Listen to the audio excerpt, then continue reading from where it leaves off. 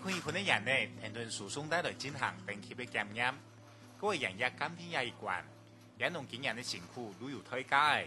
后一等，后一等。唔是出头的中人人农留言户，根本评论其他人农乡下来叫人呢，故也条人呢，做路唔係情書中嘅嘢。因为下个面积存到2分半，一个人呢爱3分半到4分，一下呢油、天、工资全盘拢起价。像以前我哋买一桶油200公升，咱差不多3000左右，一下要起到5300。我哋行起来的话，我哋已经不敷成本，所以我必须囤一到个太富嘅人农，而加出来多出来嘅嘢呢，我哋囤卖。研究公卖公司一年数归去种植的面积以后，对对大部分的小人农来讲，卖人呢已经变成顺应现实的一种现象。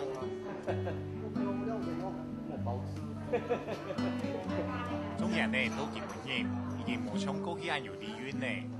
人农过去众人呢所做的投资，唔係講變不變嘅得。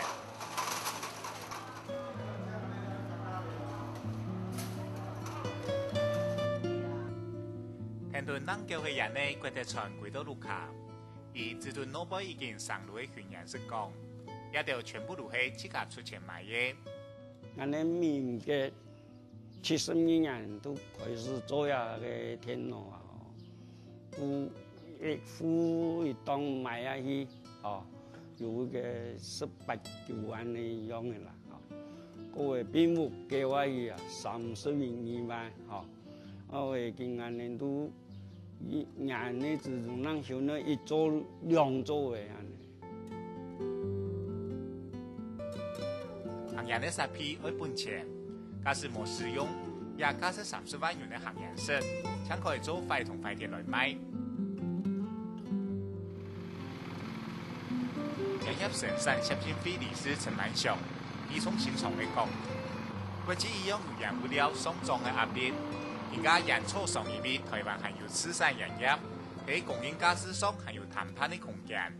萬一本土嘅人田全面廢耕，最驚都係人初上同人初嘅價值提高。